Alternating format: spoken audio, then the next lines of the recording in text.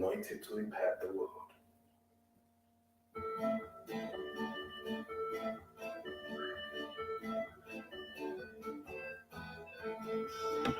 Shalom, Shabbat Shalom, Shabbat Shabbat Shabbat Shabbat Shalom, Shabbat Shalom, Shabbat Shalom, Shabbat Shabbat Shabbat Shabbat Shalom, Shabbat Shabbat Shabbat Shabbat Shalom, Shabbat Shabbat Shabbat Shabbat Shalom, Shabbat Shalom, Shabbat Shalom, Shabbat Shabbat Shabbat Shabbat Shalom.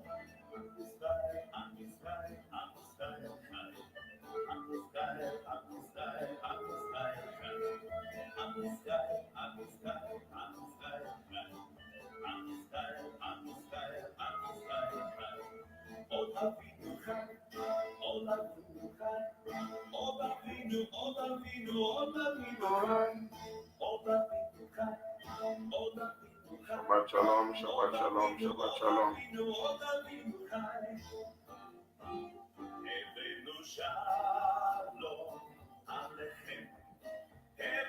Shalom Aleichem, Shalom Aleichem, Shalom, Shalom, Shalom Aleichem, Amen. Shabbat shalom, mon frère, Shabbat shalom, ma soeur. Que l'Éternel vous bénisse davantage. Amen. Shalom, Shalom, Shalom Aleichem, Shalom, Yerushalayim. Shalom, Shalom, Yerushalayim. Shalom, Shalom, Yerushalayim. Shalom, Shalom, Yerushalayim. Shalom, Shalom, Shalom, Shalom, Shalom, Shalom, Shalom, Yerushalayim.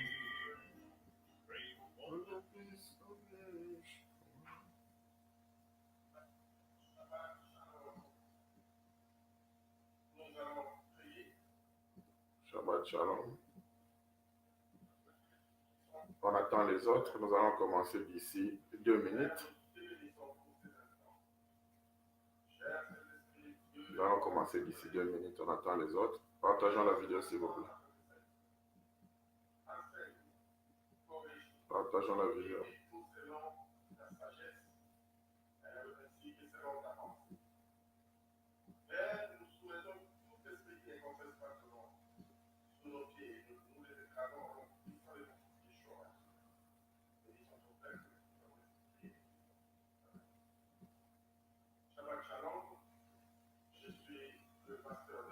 Aimons la vidéo s'il vous plaît et puis partageons la vidéo à autant de groupes.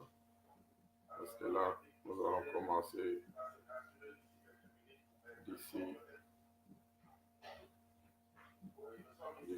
1 minute et demie.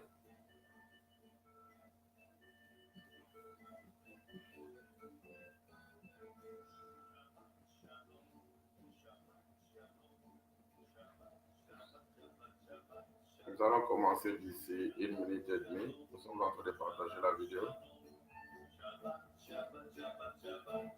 Partageons la vidéo en cascade s'il vous plaît. Partageons la vidéo.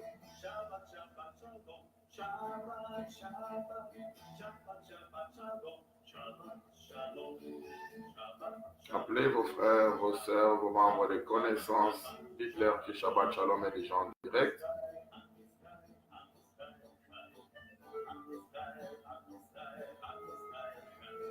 Shabbat Shalom, Shabbat Shalom. Nous sommes là, en forme. Aujourd'hui, nous allons parler sur la foi comme un don de l'Éternel. Nos excuses pour cette erreur technique, nous allons prier. Adonai Père éternel, le tout-puissant créateur de l'univers, nous bénissons ce moment, nous bénissons ton peuple. Partageons la vidéo s'il vous plaît, partageons.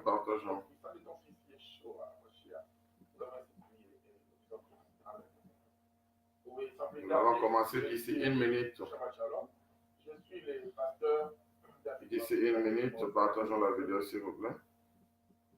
mon email, adresse et les restes de mes coordonnées sont devant vos écrans. Nous avons notre page de Facebook, c'est les Shabbat Shalom David Mafuta. Nous avons aussi notre compte YouTube. Partageons la vidéo, nous commençons d'ici une minute.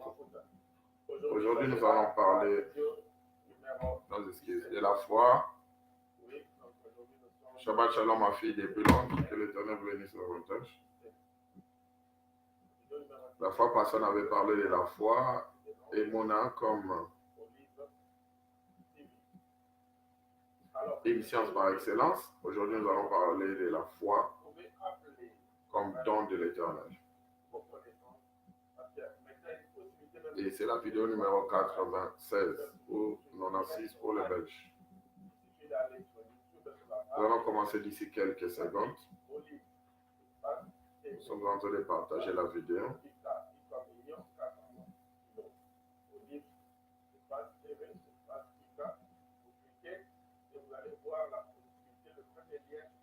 Partageons s'il vous plaît.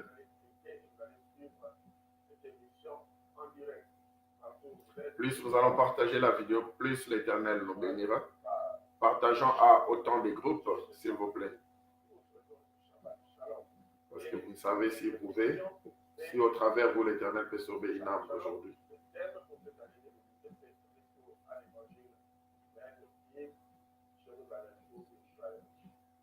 Nous sommes en train de continuer avec nos enseignements.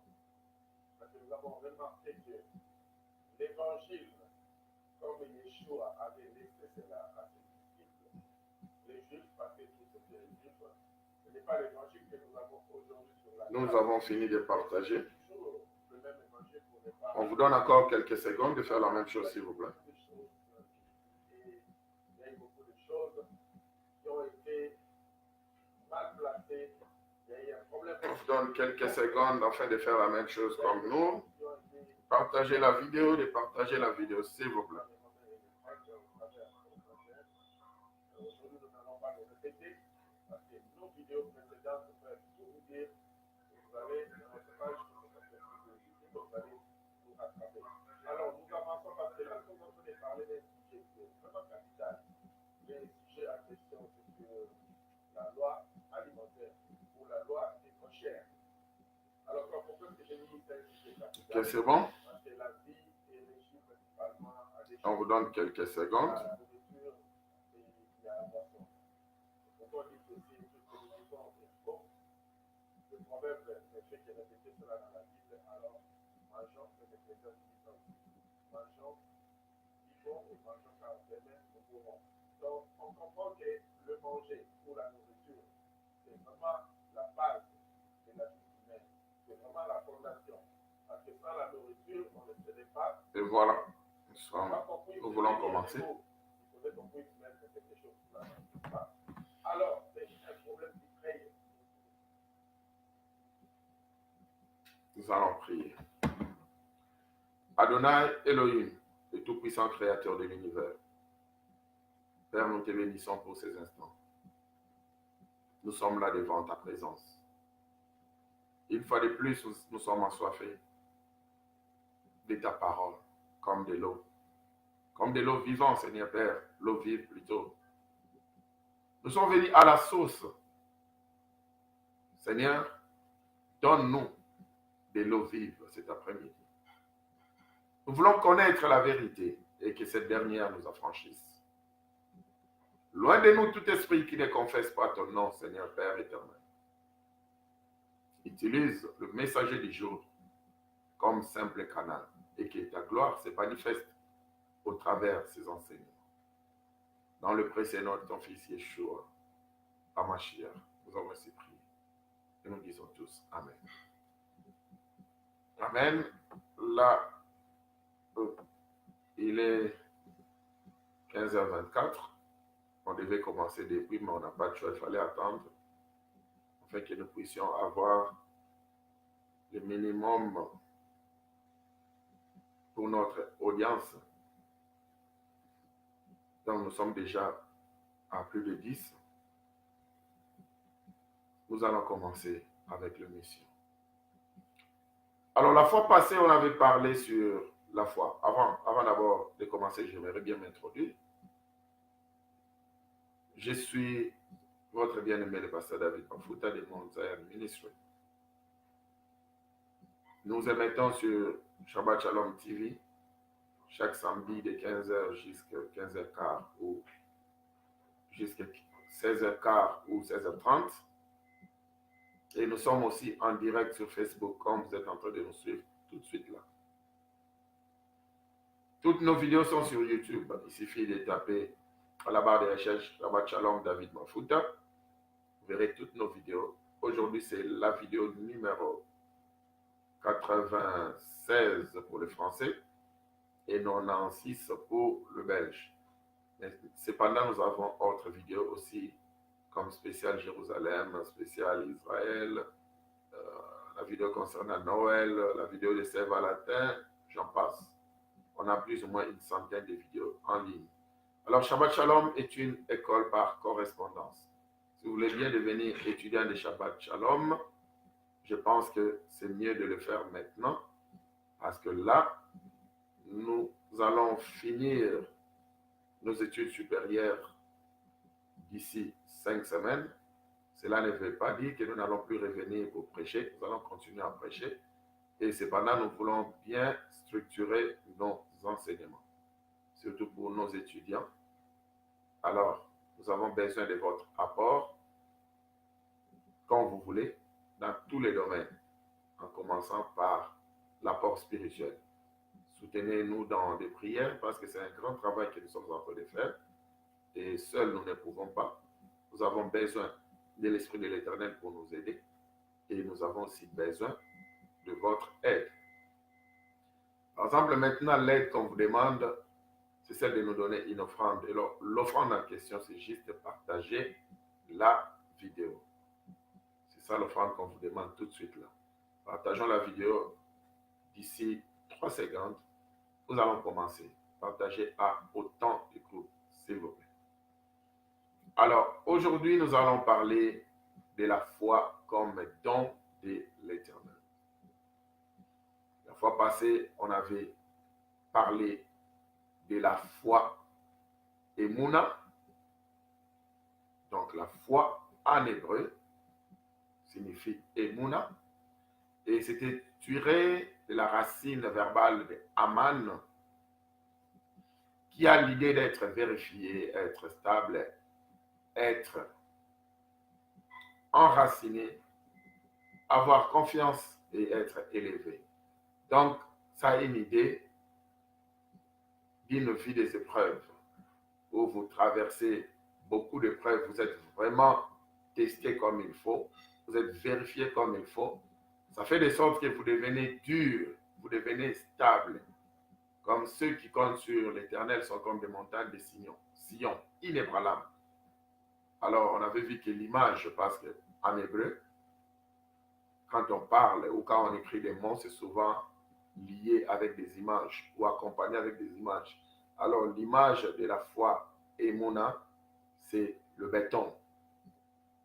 Donc, une foi dure, quelqu'un qui a traversé tellement de situations et il a vu la main de l'Éternel agir. Ça lui a apporté la confiance. Ils ont travaillé ensemble avec l'Éternel. Ils ont enduré avec l'Éternel. Et à la fin, il a compris que même quand ça ne va pas, il faudrait que je compte toujours sur l'Éternel. Et c'est cette foi-là, Emouna. Comme Romains 10, 17 nous dit aussi, la foi vient de ce qu'on écoute, et ce qu'on écoute vient de la parole de Yahvé. Et il a fallu aussi beaucoup méditer la parole de Yahvé, beaucoup prier pour que cela procure la foi. Donc le fait qu'on prie beaucoup, le fait qu'on médite beaucoup, ça nous donne aussi la foi parce que ça rend de nous des hommes durs. Notre front devient dur sur le plan spirituel. Là où on n'abandonne pas, parce que nous savons qu'Advienne que pourra, ça va marcher. Alors, aujourd'hui maintenant, si vous voulez connaître de plus sur la foi Emouna, il suffit de répartir à la vidéo 95, la vidéo de la semaine passée, ou 95 pour le Belge. Parce que nous n'allons plus y revenir. Aujourd'hui, je ne pense pas que nous allons faire plus d'une heure du temps. Je ne pense pas. Alors, gagnons le temps. Aujourd'hui, nous allons parler d'une autre foi. Parce que si on dit la foi vient de ce qu'on écoute, comme Romains 10, 17 nous dit. Alors, quelqu'un comme le père Abraham, d'où lui venait la foi? Parce que le père Abraham, il ne connaissait même pas la Torah comme nous autres. Il ne connaissait pas la Bible. Quelqu'un comme Noé, dans Genèse chapitre 7, ce monsieur-là, il ne connaissait pas la Torah. Il ne connaissait pas la parole divine comme nous autres. Alors, d'où leur venait la foi? Et cependant, quand nous voyons dans Hébreux chapitre 11, l'Éternel est en train de faire l'éloge. Yeshua Hamashiach, le Christ. Il est en train de faire l'éloge de ces gens-là. Comme de Noé, comme d'Abraham, comme d'Enoch. Or, ces gens-là ont vécu avant même la Torah. Vous voyez? C'est vrai. Par exemple, les 5 premiers livres des Saintes Écritures, des Pentateuques, on appelle ça les livres de Moïse. Abraham ne connaît pas ces livres-là. Mais cependant, je suis surpris quand j'ai lu Genèse chapitre 26. Genèse chapitre 26.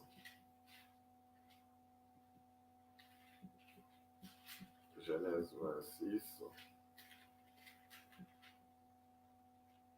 Genèse 26. Le verset 5. Genèse 26, le verset 5. Parce qu'Abraham a obéi à ma voix, donc dit l'Éternel, et qu'il a observé mes ordres,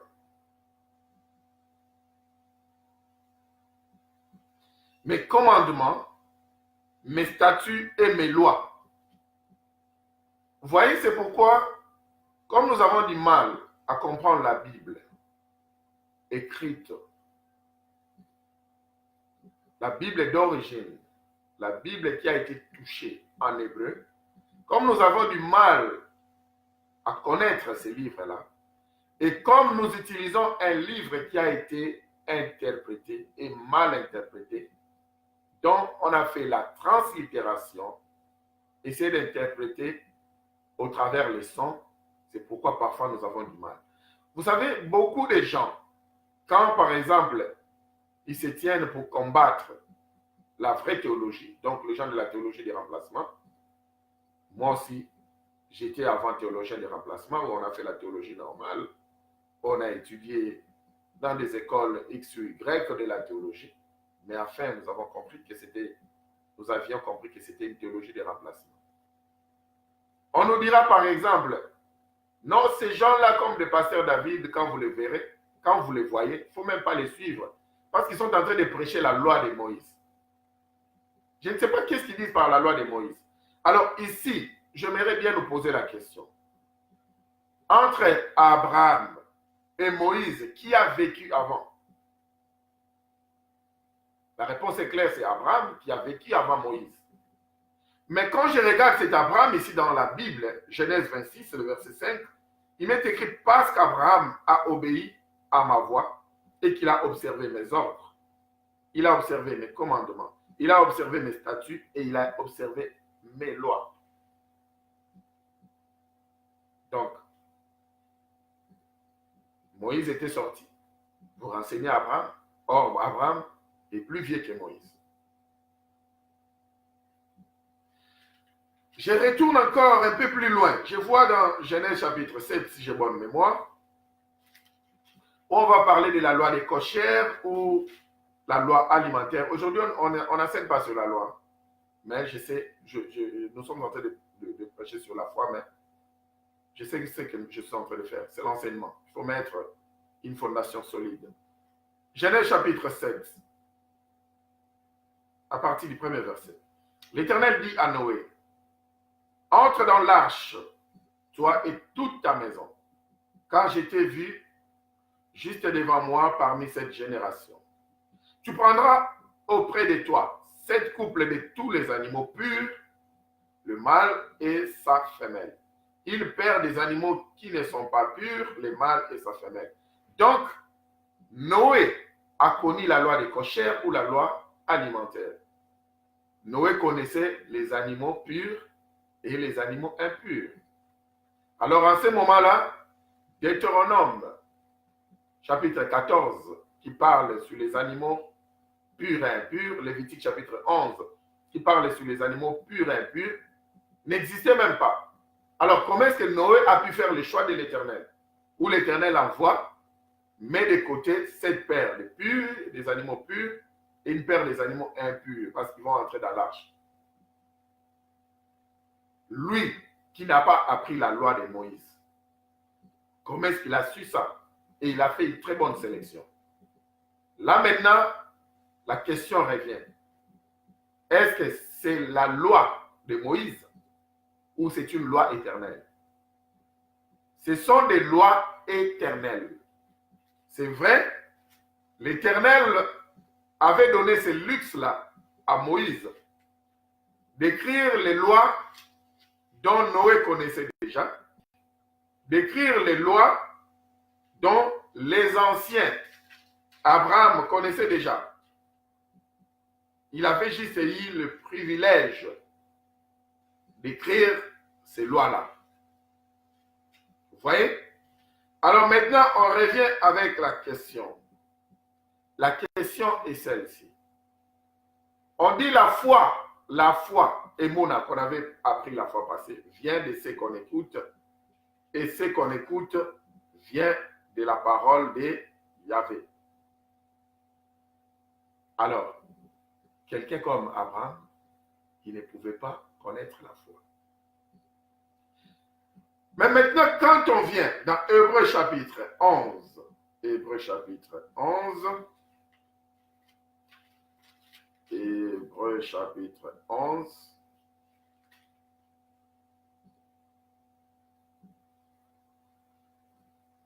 Hébreux chapitre 11, à partir du premier verset. Or, la foi est une ferme assurance des choses qu'on espère, une démonstration de celles qu'on ne voit pas. Pour l'avoir possédée, les anciens ont obtenu un témoignage favorable. Pour avoir possédé la foi, les anciens comme Noé, Abraham, les autres là, ont obtenu un témoignage favorable. Mais d'où leur venait cette foi-là? Je répète encore ma question. Parce que Romains 10, 11 nous dit la foi vient de ce qu'on écoute et ce qu'on écoute vient de la parole de Yahvé. Mais ils n'avaient pas un bouquin qu'ils devaient lire pour avoir la foi. Parce que le bouquin qu'on appelle aujourd'hui la Bible, le premier écrivain, c'est Moïse, qui est leur petit frère de loin. C'est pourquoi aujourd'hui, nous allons maintenant apprendre une autre foi. Reprenons notre écriture de base. Luc chapitre 17. Luc chapitre 17. Je pense que là, on commence déjà à voir des étincelles de lumière. Luc chapitre 17. Pendant que Yeshua était en train d'apprendre à ses disciples concernant le scandale, concernant le pardon, et combien de fois il devait pardonner les autres, tout ça. Bon, la Bible que vous avez a été un peu triquée parce qu'on a dit qu'il fallait pardonner 70, donc 70 fois 7. En réalité, c'est 77 fois 7. Le chiffre numérique et la signification de Yeshua. Alors, nous ne sommes pas là-dessus. Mais cependant, ils ont compris que c'était totalement difficile. C'était complètement, je dirais bien, c'était complètement difficile de pardonner à quelqu'un qui a péché contre toi à plus de 400 reprises par jour. Ils ont trouvé que c'était impossible. Ils se sont dit, bon, cette affaire de suivre Yeshua Mashiach, je pense qu'en tant qu'humain, ça sera impossible. Alors, il faut demander une foi qui ne sera pas naturelle, mais qui sera surnaturelle. C'est pourquoi au verset 5, Luc chapitre 17 au verset 5, ils ont dit, les apôtres dirent au Seigneur, augmente-nous la foi. Parce que nous tous, nous sommes sauvés par grâce au moyen de notre foi. Mais la foi qui fait qu'un homme soit sauvé, ce n'est pas la foi des Romains 10, 17. Non, la foi vient de ce qu'on entend vient de la parole de Yahvé. Non. C'est d'abord une dose, une petite mesure de la foi qu'on reçoit de la part de l'Éternel. Même si on ne connaît pas les Écritures. Il y a des fois quelqu'un qui ne connaît pas les Écritures, mais voit l'Éternel agir puissamment, au travers des miracles ou bien au travers d'une prédication quelconque. La personne se voit comme s'il y a quelque chose qui naît en elle. Se dit non, il faudrait que j'accepte l'Éternel. Là, c'est la foi comme don.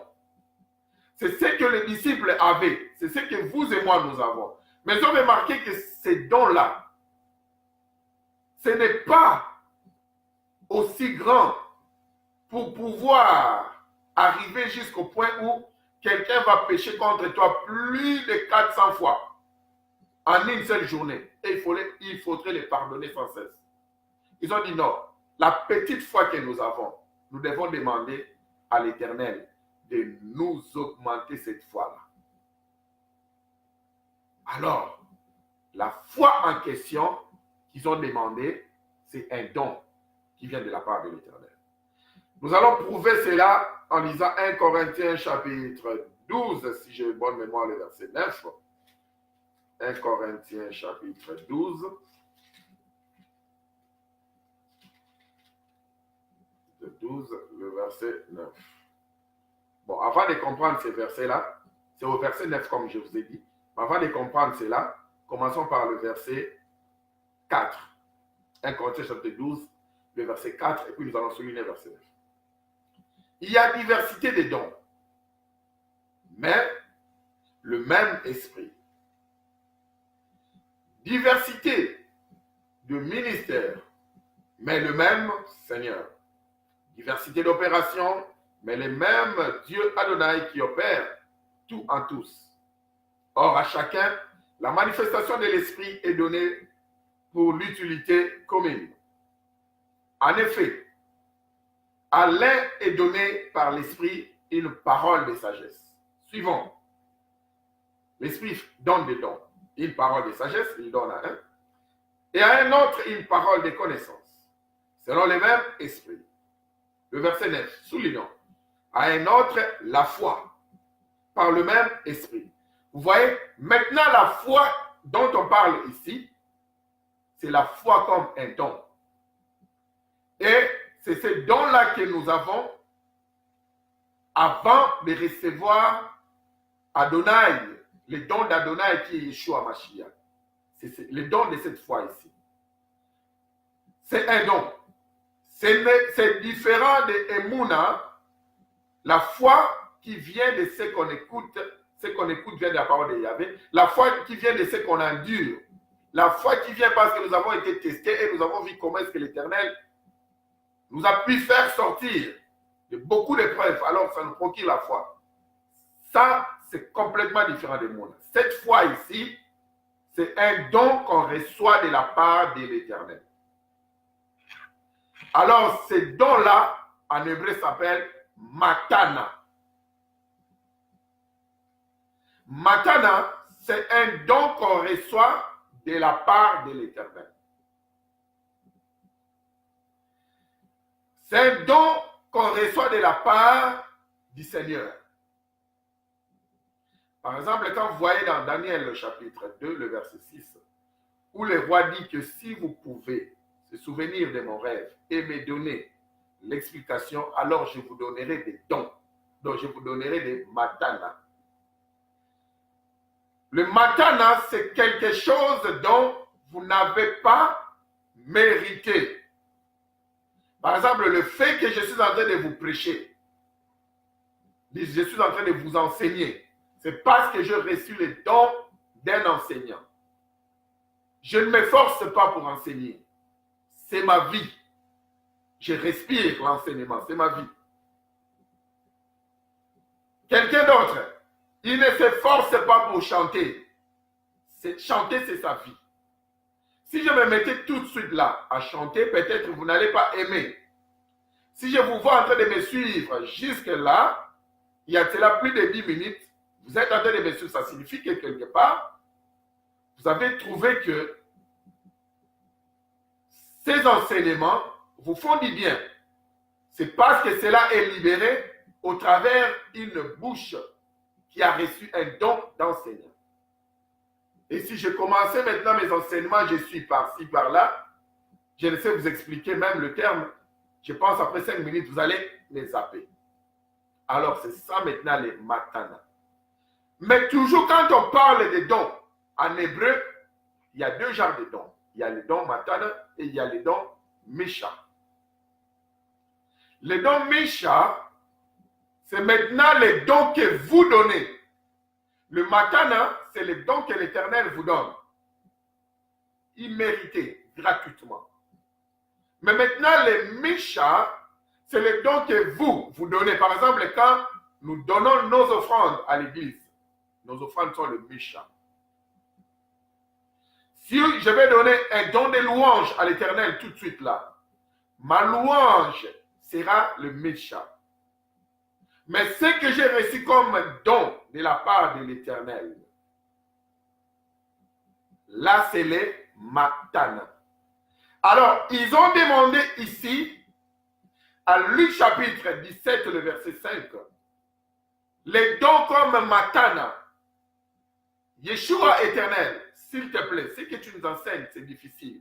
Aucun homme ne pourra respecter ce que tu dis. C'est pourquoi nous te demandons, s'il te plaît, donne-nous la foi comme matana, comme don. Parce que nous ne méritons pas cela. C'est comme ça que dans 1 Corinthiens chapitre 12, le verset 9, on nous dit que toujours le même esprit qui donne diversité des dons, mais entre autres, il donne aussi la foi. Alors quelqu'un se dira, mais comment demander un don à l'Éternel si lui-même ne t'a pas donné? Alors si nous lisons 1 Corinthiens chapitre 14, le premier verset, on nous dit, recherchez la charité, mais aspirez aussi aux dons spirituels, mais surtout à celui des prophéties. Et si nous prenons le verset 12 d'un Corinthiens chapitre 14, le verset 12, on nous dit, de même vous, puisque vous aspirez aux dons spirituels, que ce soit pour l'édification de l'Église, que vous cherchiez à en posséder abondamment. Donc vous pouvez chercher, posséder beaucoup de dons. Vous pouvez ou ne pas avoir les matana, la foi comme matana, comme don de la part de l'Éternel, mais vous avez la petite mesure de matana qui est le don de la foi qui avait fait de sorte que vous puissiez accepter Yeshua aveuglément, parce qu'on vous parle d'un monsieur que vous n'avez jamais vu et que vous ne verrez jamais physiquement jusqu'au jour où vous irez au paradis. Mais il faut l'accepter à l'aveuglement. Il fallait une foi. Alors la foi en question, comme vous n'avez jamais médité sa parole, il faudrait que ce soit une foi comme don. Et maintenant, vous pouvez lui demander de sorte qu'il puisse augmenter ces dons-là. Parce que vous aspirez à ça. Vous pouvez aspirer aux dons spirituels, mais l'essentiel que ce soit pour l'utilité commune, pour aider les autres. Par exemple, si vous avez les dons de la foi, les dons de la foi ne vous aidera pas vous seulement, mais ça va aider aussi les autres. Donc c'est un don pour l'utilité commune. L'Éternel vous les donnera. Parce qu'il y a des fois, nous traversons des moments qui sont tellement difficiles. Vous faites de votre mieux pour surmonter ces moments-là, mais vous vous sentez toujours down. Vous sentez toujours la tête clouée en bas. Vous méditez la parole de Yahvé. Les gens viennent vous dire tout ce qu'ils peuvent, comme fit le cas de Job. Vous dites, oui, je connais tout ça. Les gens veulent vous consoler, mais ça ne marche pas. Par exemple, le cas de quelqu'un qui a perdu un être cher. Tu sais de quoi je suis en train de dire? Quand j'ai perdu mon papa, il n'y a aucune parole que vous allez me dire pour me consoler. Tout ce que vous me direz, c'est du déjà entendu, déjà écouté, déjà vu. Donc, vous allez ouvrir la Bible, de Genèse jusqu'au livre des Révélations. Vous me direz, il est écrit. Je vous dirai, oh, oui, il est écrit. Mais à la fin, au fin fond de moi, je dirai toujours, Éternel, pourquoi? Alors, en ce moment-là, vous avez besoin maintenant de demander les matana. La foi comme un don. En ce moment-là, vous devez demander à ce que l'Éternel puisse augmenter votre foi. Pas la foi qui viendra de ce que vous allez écouter, pas la foi qui viendra des gens qui voudront bien vous consoler parce que ça ne va pas marcher. Mais une foi qui sera multipliée, un don qui sera multiplié. Et ça sera pour votre bien et même pour votre entourage. Parce que quand vous êtes down, quand vous êtes assis sur la terre, ça n'arrange pas les choses. Surtout si vous êtes un parent, parce que vous avez perdu un être cher et que vous êtes par terre, vous ne pouvez plus aller travailler. Alors ça détruit maintenant toute une grande famille. Vous devez vous lever. Mais vous avez besoin de matana. La foi comme matana, la foi comme don. C'est pourquoi vous allez prier. Éternel, augmente-moi la foi. Et la plupart des cas que nous connaissons dans notre vie, où vous ne trouvez plus d'issue, vous ne savez plus rien faire, il faut toujours demander à l'Éternel de vous augmenter la foi. Parce que ce que vous traversez, ça va au-delà de votre entendement. Comme ça va au-delà de votre entendement, demandez la foi comme don et l'Éternel vous les donnera. Il y a des gens qui ont déjà reçu ces dons-là, sans pour autant demander à l'Éternel.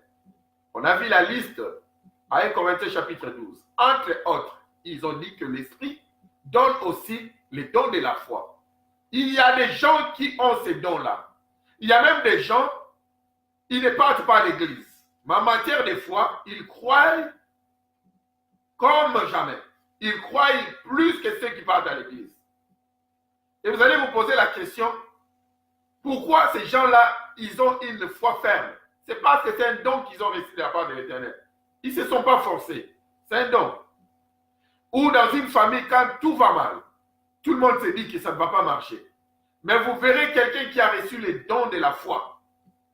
Les matana, il a reçu cela de la part de l'Éternel. La foi comme matana, comme don. Cette personne-là est inébranlable. Elle ne bouge pas. Vous voyez qu'un membre de la famille est mourant. Mais la personne croit comme ça, aveuglement. La personne croit que ça va marcher. Et pendant que tout le monde est par terre en train de pleurer, mais il y a une seule personne qui a reçu ces dons-là des fois, il vous dit, taisez-vous, ça va aller, ne pleurez pas. Et vous allez remarquer qu'à tout moment, quand il est très confiant à quelque chose, ça marche toujours. Parce qu'il a reçu la foi comme don de la part de l'Éternel. C'est un don. Alors, il doit opérer dans son don. Les dons sont comme les muscles. Le muscle qu'on ne travaille pas s'atrophie. Je sais de quoi est-ce que je parle. Je suis un sportif toute ma vie. Alors, à tout moment, quand j'ai travaillé mes muscles ne faisaient que se gonfler. J'avais des biceps, j'avais des triceps, j'avais tout. J'étais un homme bien en forme. J'avais ce que les anglophones disent le six-pack. Pourquoi? Parce que j'ai travaillé mes muscles. À tout moment, quand j'ai travaillé mes muscles, je sentais vraiment que mes bras gonflaient, mes pieds gonflaient. Et au moment où je suis en train de vous parler, comme je ne travaille plus mes muscles comme jadis, la plupart de mes muscles se sont atrophiés. Je n'ai plus de biceps comme j'avais avant, parce que je ne travaille plus mes muscles comme avant. Je ne m'entraîne plus comme avant. C'est comme ça aussi avec les dons. Quand vous travaillez vos dons vont grandir, vont s'augmenter. Augmente-nous la foi. Mais vous-même, en travaillant dans la foi, vous pouvez augmenter le niveau de votre foi. Vous voyez? Mais si vous ne travaillez pas votre don, ça va s'atrophier. Quelqu'un qui a reçu le don de prophétie et qui ne prophétise pas, il n'aura jamais la maîtrise de la prophétie. À tout moment qu'il va prophétiser, peut-être va commettre d'erreurs parce qu'il ne maîtrise pas la prophétie. Quelqu'un qui a reçu le don de parler en langue, à tout moment que la personne parle en langue, à un moment donné, il va remarquer qu'il aura le don de parler en multitude de langues. Et puis à un moment donné, il va remarquer le fait de continuer de prier et parler en langue. Il commence à voir l'interprétation de cette langue-là. C'est comme un bébé. Un bébé, quand il naît, à un moment donné, je ne sais pas, 6 mois, 8 mois plus tard, 7 mois plus tard, le bébé commence. Baba, dada. Le bébé commence à parler. Mais si ce bébé-là se disait que c'est fini, je ne vais plus pratiquer la langue. Je m'assois comme ça, ma bouche cousue, ma bouche fermée. Il ne parlera jamais. Mais ce bébé-là va commencer à parler. Il y a des fois, vous écoutez le bébé en train de bourdonner, sa bouche en train de bouger. Il y a des sons qui sortent, vous ne comprenez absolument rien. Mais le bébé, tellement qu'il sera persistant, il va continuer. Jusqu'à ce qu'à un moment donné, baba, ça devient papa. Maman, ça devient maman. Da, ça devient D. Comme ça, les mots commencent maintenant à sortir clairement parce que le bébé travaillait les dons des langues que le bébé avait, parce qu'il y a des bébés qui naissent muets. Ils n'ont pas eu le don de parler. Ils sont nés muets. Ces enfants-là, ils ne peuvent même rien pratiquer parce qu'ils sont nés muets. Mais les bébés qui sont nés ayant le don de parler, ils vont commencer à travailler ces dons-là. Et ils vont commencer à taper des côtés. À la place de dire daddy, ils vont dire dada. À la place de dire dog, ils vont dire gog. Mais cependant, le fait de persister, continuer à travailler les dons jusqu'à ce que les mots sortiront d'une manière claire où vous allez comprendre ce que l'enfant veut dire. Parce que l'enfant a travaillé son don, il est en train de grandir. De la même chose, nous qui avons reçu des dons spirituels, comme ceux-là qui ont reçu les dons de la foi, ils doivent exercer ces dons-là. Ils ne doivent pas rester ensemble avec tous les poules, les oiseaux qui ne peuvent pas s'envoler qui ne peuvent pas prendre l'envol de l'aigle. L'aigle a une autre vision. Si les poules, les canards et les autres oiseaux qui ne peuvent pas prendre l'envol de l'aigle, qui sont là en train de tourner 10 mètres en hauteur, quand ils voient que c'est impossible, pour l'aigle, ce n'est pas impossible. Parce que l'aigle a une autre vision. Et l'aigle va commencer à s'entraîner. Dès que l'aigle est tout petit, il commence à prendre l'envol à tout moment. Il rate, il tombe. Il faut suivre les documentaires de l'aigle. Il veut prendre l'envol, il tombe, mais il n'abandonne pas. Mais pour les poules, les canards, les moineaux, ils se disent non. À tout moment, quand je cherche d'aller en hauteur, il y a le vent contraire qui commence à me pousser. Donc le fait que ce vent contraire-là me ramène en bas, ça ne vaut même pas la peine. Le moineau va rester là, juste sur l'arbre, s'envoler peut-être 100 mètres en hauteur, et puis revenir sur l'arbre. Les poules n'en parlent pas, les canards n'en parlent pas, il peut peut-être sauter, revient encore. Mais l'aigle, qui lui aussi a reçu le don de s'envoler, il s'est dit non, je ne vais pas rester comme des poules. Je vais fournir mes efforts, travailler mon don, travailler mon don, travailler mon don, travailler mon don. Ce muscle devient de plus en plus fort. Ce muscle devient de plus en plus fort. C'est le don qu'il a reçu de la part de l'Éternel. Il faut qu'il s'envole. L'aigle ne reste pas là. Il travaille. À un moment donné, quand il aura ces muscles vont se fortifier comme il faut, il va prendre son envol et puis il est parti. Là, on dira même l'aigle ne vole pas, mais l'aigle est en train de planer Parce que maintenant, pour s'envoler, on a besoin de fournir les efforts pour s'envoler. Et quand on fournit les efforts, les vents contraires nous ramènent toujours en bas. Et ça empêche à ce que nous puissions persister. Mais l'aigle persiste jusqu'à ce que ça sera le contraire. Arrivé dans les hauteurs très élevées, il ne va plus fournir les efforts, il ne va plus battre ses ailes pour s'envoler, mais il va juste devenir là stable. Il ouvre ses ailes, il commence à planer. C'est pourquoi les oiseaux volent, dit-on, mais l'aigle plane. Parce qu'il est arrivé au niveau supérieur. Il est arrivé à la maîtrise. Il a tout maîtrisé. Il est arrivé à la stabilité. Alors il ne se bat plus. Ça commence à couler. C'est comme ça avec les dons. Avec les dons, au départ, vous vous battez comme un enfant. À l'église, parfois, vous faites beaucoup d'erreurs. Vous voyez? Vous faites beaucoup d'erreurs. Parfois, vous avez cru en quelque chose. Croyez que ce monsieur ne va pas mourir. Mais à la fin, ça arrive que le monsieur qui était malade meurt. Et les gens se retournent contre vous. Mais vous, vous savez que la foi pour vous, c'est un don que vous avez reçu de la part de l'Éternel. Mais vous n'avez pas compris comment est-ce que vous avez mis votre foi et le monsieur vient de mourir. En ce moment-là, vous allez consulter les Écritures pour comprendre que non, la mort en question, c'était une mort déjà qui a été fixée par l'Éternel. Bien que vous avez ces dons-là, rien ne pouvait changer. Alors, ça vous donne encore le muscle. C'est là où vous arrivez sur le plan de comprendre, non, ma foi en question ne doit pas être liée aux biens, aux éléments, mais ma foi doit être liée en Christ. Ça signifie que comme j'ai les dons de foi, ces dons-là doivent travailler ensemble avec Christ. Je crois toujours les résultats que je vais recevoir en quoi que ce soit, c'est ce qui a déjà été planifié à l'Éternel. C'est ce que l'Éternel avait déjà arrêté. Donc, même si je priais pour ce monsieur et que le monsieur cassait sa pipe, il est mort, ça signifie que j'ai toujours remporté les combats, j'ai toujours vaincu parce que j'étais ensemble avec Yeshua, nous avons travaillé et sa volonté permissive était que, sa volonté absolue était que le monsieur devait mourir. Donc, j'ai combattu jusqu'à la fin et j'ai remporté la victoire. Parce que dans la foi, on ne perd rien.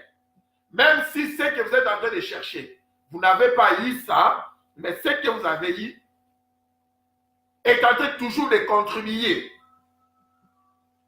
Quelqu'un m'a appelé la fois passée pour me dire, écoute, tu sais quoi, j'avais demandé quelque chose, mais ils m'ont refusé ça. Alors la personne avait le sentiment de pleurer.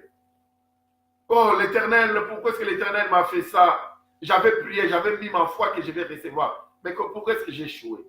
Je lui ai dit que tu n'as pas échoué. L'Éternel t'a appris que ce que tu demandes n'est pas une petite chose. C'est quelque chose de valeur. Alors, pour apprendre la valeur de ce que tu es en train de demander, il faudrait passer par cette expérience-là que toi, tu appelles le chèque. Et après, l'Éternel va te donner la même chose. Tu sauras maintenant comment protéger ça. Regardez les femmes qui ont été stériles toute leur vie. Et puis, à un moment donné, l'Éternel leur donne un enfant. Ces femmes-là savent comment protéger leur enfant. Elles savent comment protéger leur enfant. Parce qu'ils ont eu cet enfant-là avec beaucoup de peine, beaucoup de sacrifices. Mais il y a des mamans, à chaque fois qu'elle est enceinte, elle donne naissance de 6, 5, 4 enfants. Et parfois, quand vous regardez cette dame-là, comme les enfants lui viennent facilement, parfois elle ne traite pas les enfants comme il faut. Elle va les insulter, elle va les tabasser même au-delà de toute mesure. Et l'autre est là qui va protéger son don, parce qu'elle était stérile toute sa vie. Parfois, on se dit, on lui donne même des noms. Ah, elle est en train de gâter l'enfant, tout ça. Oui, il y a des fois, ça arrive. Souvent, ça arrive aussi. Elle commence à gâter l'enfant sans pourtant le savoir. Mais si vous êtes à ses côtés, écoute ce que tu es en train de faire là. Tu es en train de gâter l'enfant. Quand tu gâtes l'enfant, tu détruis son éducation. Mais vous verrez la protection de cette dame-là. Ça sera autre par rapport à la dame qui a facilement les enfants. Elle croira qu'avoir les enfants, c'est un jeu. Mais l'autre, elle saura qu'avoir les enfants, ce n'est pas un jeu. L'enfant a une grande valeur. L'enfant est l'héritage qu'on reçoit de la part de l'Éternel. Donc, nous devons vraiment la protéger. Nous devons faire de sorte que cet enfant réussisse plus que nous-mêmes. Donc, c'est comme ça que j'ai dit à l'autre. J'ai dit, écoute, tu avais mis ta foi pour recevoir X ou Y. Et selon toi, tu as échoué. Tu n'as pas échoué. L'Éternel veut juste te montrer la valeur de la chose, c'est tout. Et après, tu auras cela. Mais tu sauras protéger la chose en question. La personne se dit, oh, c'est comme ça. Oui, c'est ça la foi. Quand ça va bien selon toi, tu gardes ta foi ferme. Quand même, selon toi, ça va mal, tu gardes ta foi ferme. C'est ce qui a fait la différence entre Job et sa femme. Quand ça n'allait pas au départ, Job et sa femme, ils ont gardé la foi à l'Éternel. Mais quand ça s'est empiré, la femme a dit que non, ça devient autre chose. Jusqu'à tel point la femme commençait à dire à Job, maudit l'Éternel. Donc la femme ne voulait même plus de Job. Parce que tellement que Job était la tête de la famille et que la galère ne faisait que s'empirer. Donc la femme commençait même à pousser maintenant Job à maudire l'Éternel. Et la femme, sachant que si Job arrivait à maudire l'Éternel plutôt, l'Éternel va l'enlever. Donc ça signifie qu'il va mourir. Parce que si tu maudis l'Éternel, surtout à l'époque, tu vas mourir. Elle poussait Job à causer sa propre mort. Maudit l'Éternel et puis mourir. Vous voyez au point où elle était arrivée. Donc tu arrives au point où même ta femme commence à te mettre au coin du mur pour te détruire. Parce que tellement que ça ne va plus dans ta vie. Et c'est ce qui arrive à beaucoup d'hommes. C'est comme ça qu'ils perdent la foi. Ça ne va plus dans ta vie. Tu es au chômage depuis des années. Tu fais tout pour changer la vie de la famille. Ça ne marche pas. Tu deviens comme un bébé à la maison. Il faut qu'on te nourrisse. Tu veux bien sortir de ta situation difficile, mais ça ne marche pas. Et toi-même, quand tu regardes en haut, tu regardes en bas, tu te dis peut-être c'est une malédiction. Mais tu te poses plusieurs questions. Qu'est-ce qui ne va pas? Tu commences à perdre la foi. Et la femme te regarde, tu dis que toi, tu sais quoi? Tu as été maudit. C'est ton grand-père qui t'a maudit. Et toi-même, quand tu te regardes, tu commences à te dire oui. C'est vrai, c'est mon grand-père. Parce que c'est quoi? Si la foi et Mouna vient de ce qu'on écoute, donc les doutes aussi peuvent venir de ce qu'on écoute.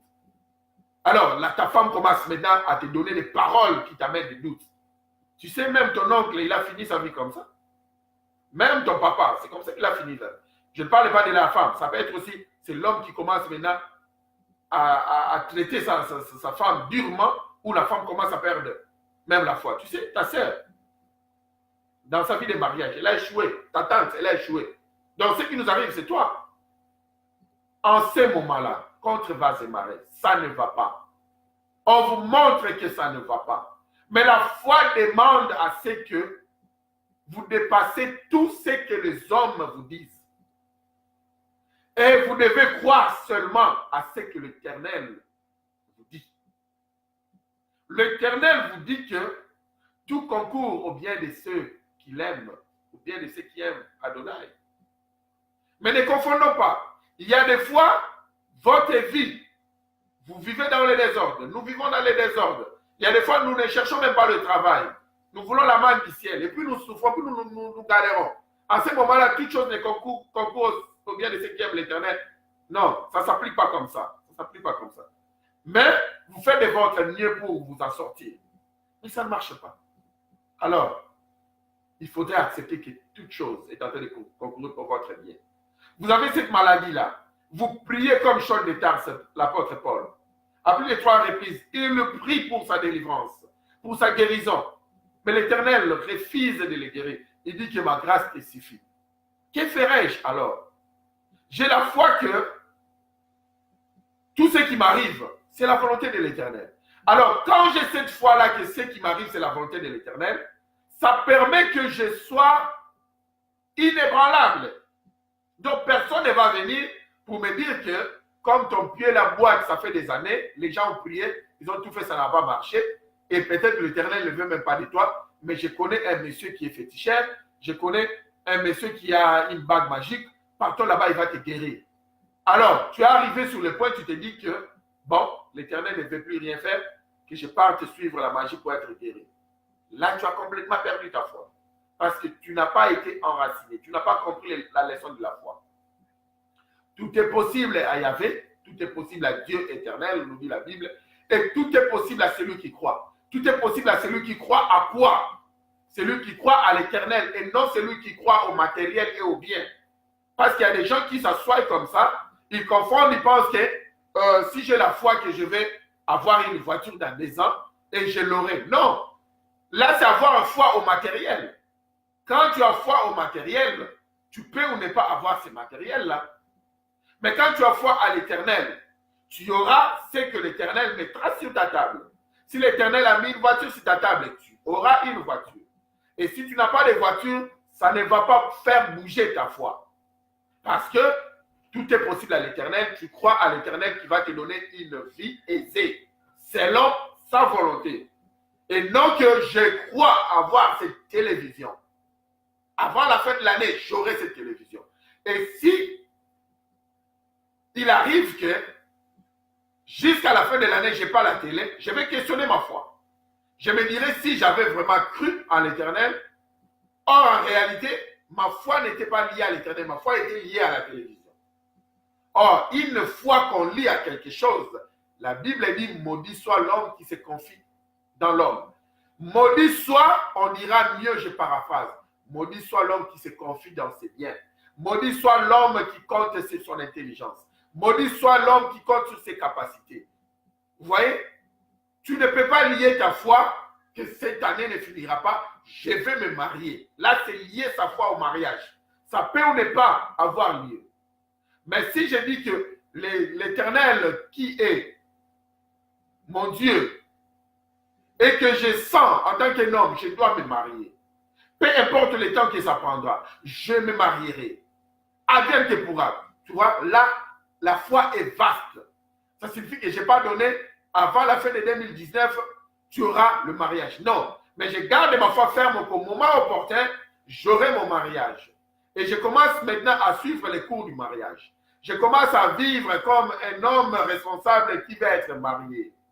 Je commence à suivre les conseils de ceux qui sont déjà mariés. Je commence à les approcher. Je travaille cela. Et je prie pour cela. Je médite concernant les dossiers.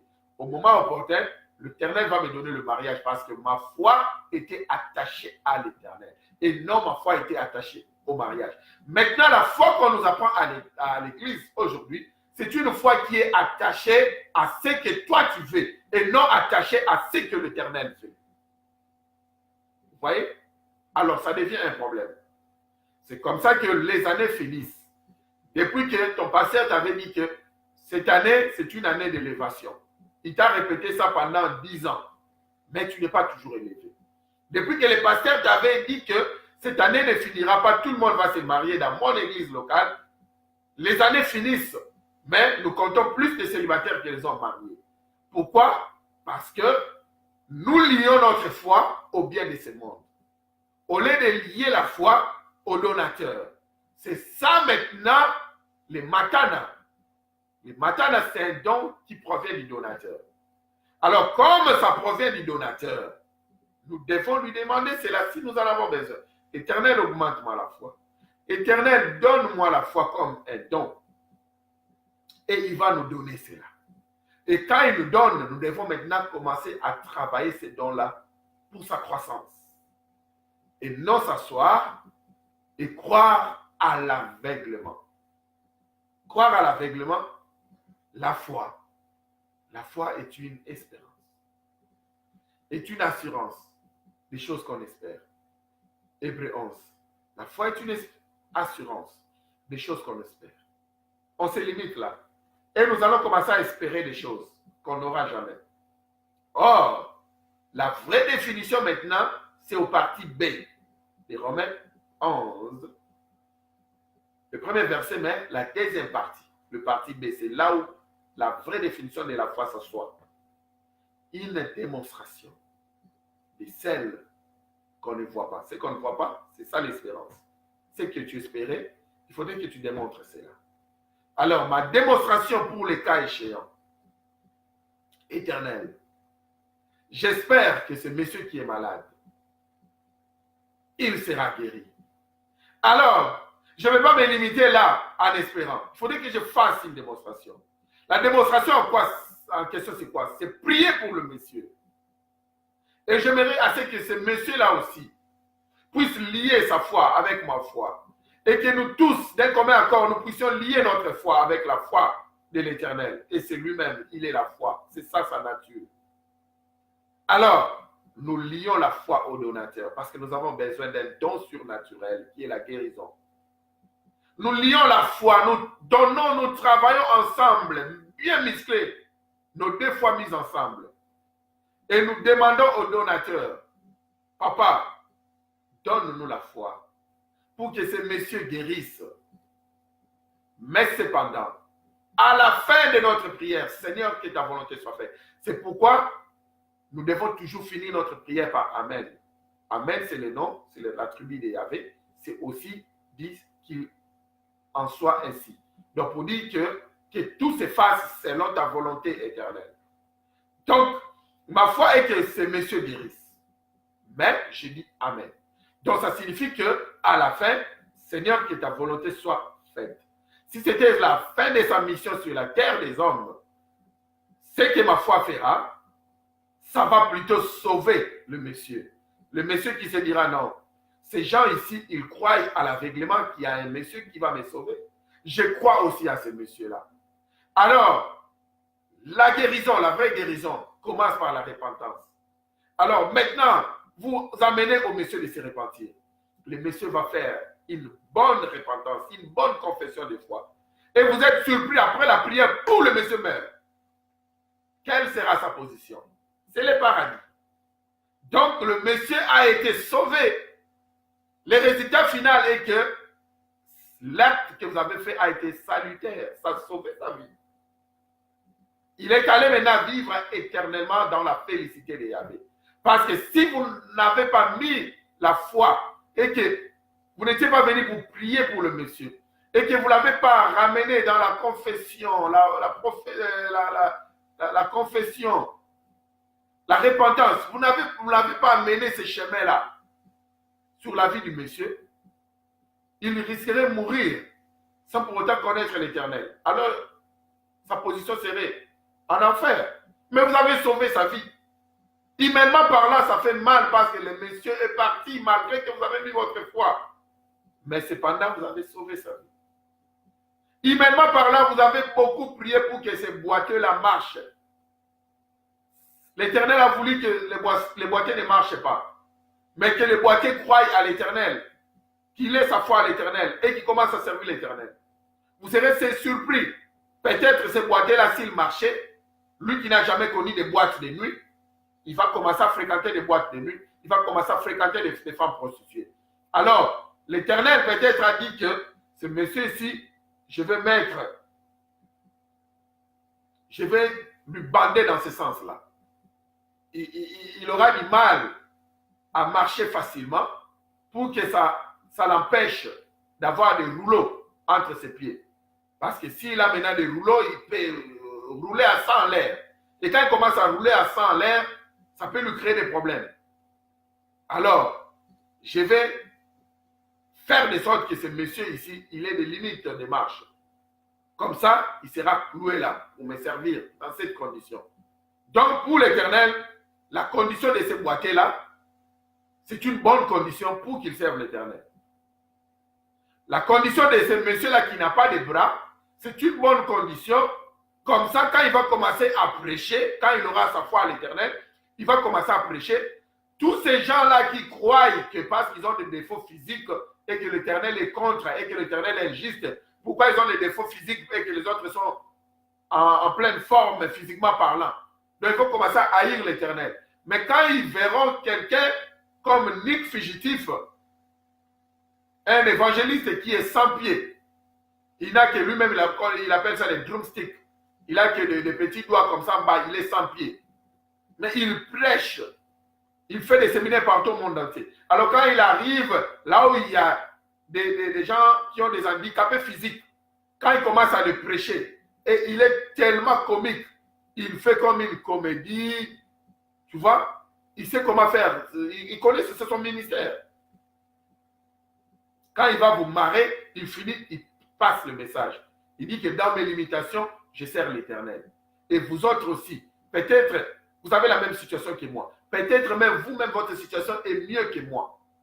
Alors, ce n'est pas parce que vous avez des problèmes sur le plan physique que vous n'allez pas servir l'Éternel. Alors, si maintenant, vous étiez parti pour voir un nid fugitif, vous avez posé vos mains, vous avez prié pour que ses pieds poussent, ça n'a pas marché. Selon la foi qu'on nous a appris dans nos églises, on nous dit que vous avez échoué. Non, vous n'avez pas échoué. L'Éternel veut que nid fugitif soit comme ça pour qu'il prêche des handicapés physiques. Pour qu'il voit que non, si un de nos frères qui a la même condition, même plus pire que nous, n'a même pas les deux pieds en place, il n'a pas les pieds. Mais il croit à l'Éternel, il a la foi à l'Éternel. Pourquoi pas moi? Vous voyez? Donc, Nick fugitif va bien prêcher les handicapés physiques. Plus que peut-être moi. Parce que moi, si je me tiens devant et peut-être dire, oh, toi tu as tes deux pieds en place, tu as tes deux mains en place, tu as tes 10 doigts en place, ou tu as tes 20 doigts en place, qu'est-ce que tu nous diras? Tu vois ma condition? Tu vois combien je souffre et je n'ai pas de pieds? Qu'est-ce que tu nous diras? Alors, Paul, Charles de Tarse viendra vous dire, écoutez, si vous refusez ma prédication que l'Éternel, vous voulez lier votre foi à l'Éternel, si vous refusez, moi qui vous prêche, j'ai les charges, je suis bossu par derrière. J'ai même prié à 3 reprises des prières de délivrance et de guérison comme il faut pour ma situation, mais ça n'a pas marché. Vous savez quoi? L'Éternel m'a répondu que ma grâce te suffit. Alors, si moi je sers l'Éternel, pourquoi pas vous? Vous voyez, ça donne une ouverture. Les gens commencent à servir l'Éternel comme donc nous ne servons pas l'Éternel à cause des biens de ce monde. Mais nous les servons parce que selon sa volonté, il a voulu que nous soyons ce que nous sommes. Alors, nous devons aussi lui rendre sa louange, son honneur, son adoration. Nous devons nous accepter comme nous sommes. Et nous allons prier.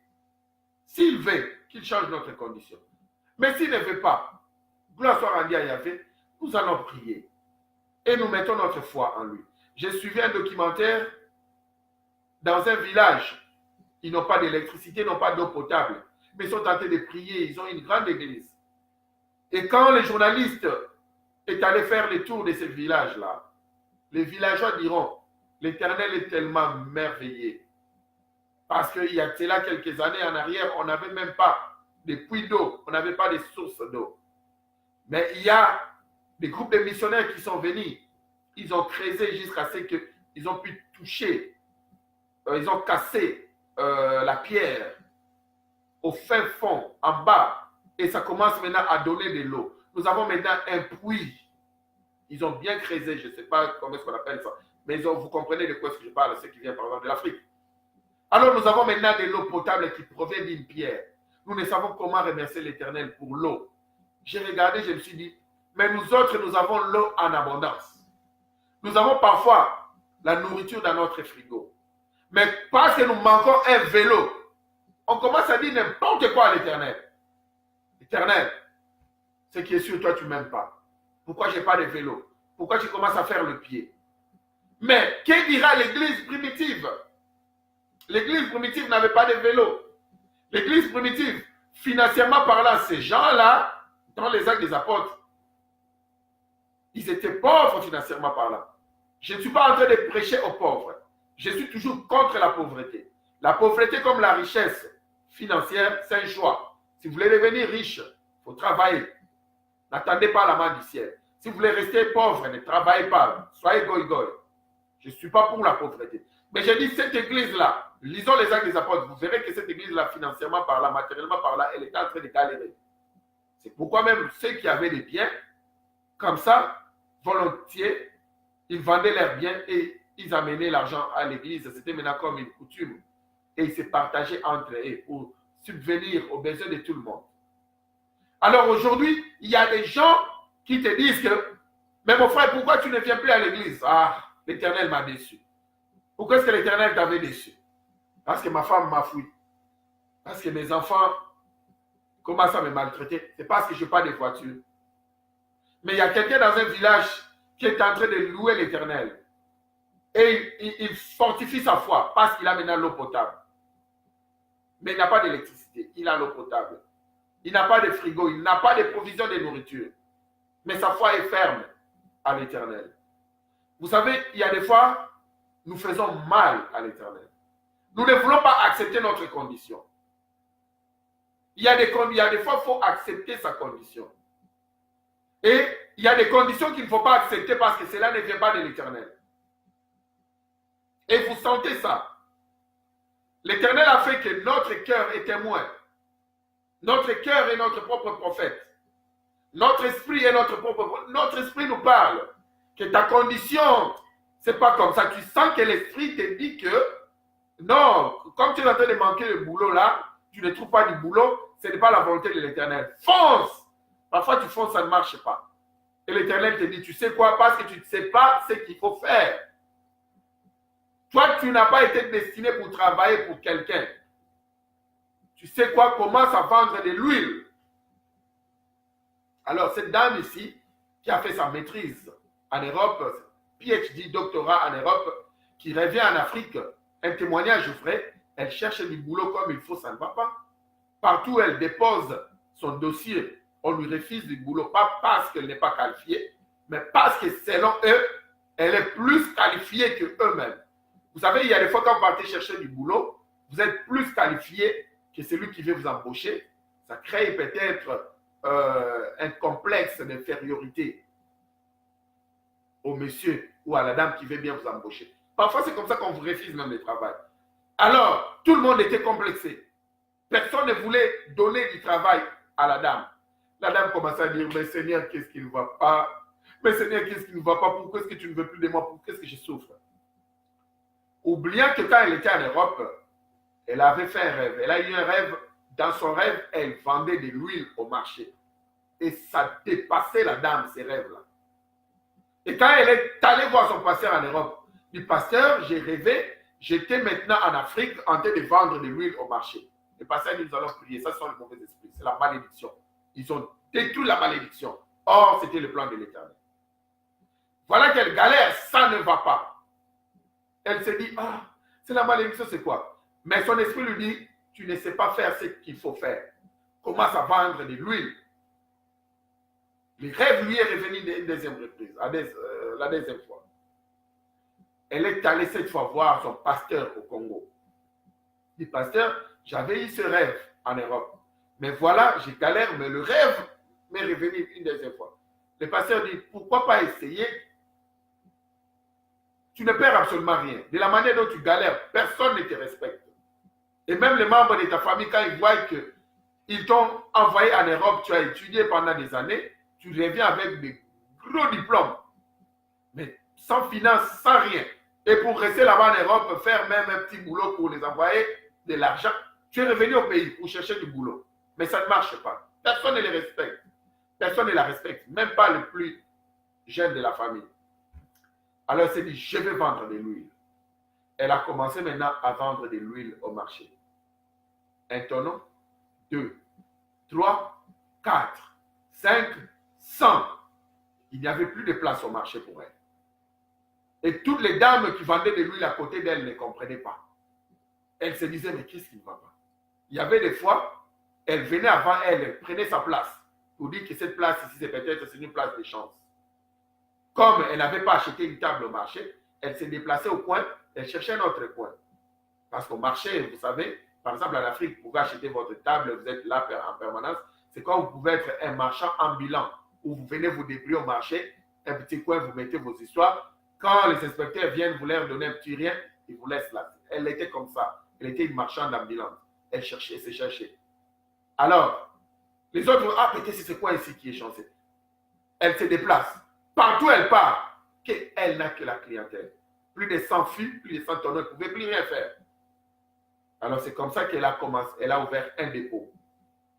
2 dépôts, 10 dépôts. 100 dépôts, 1000 dépôts. C'est parti.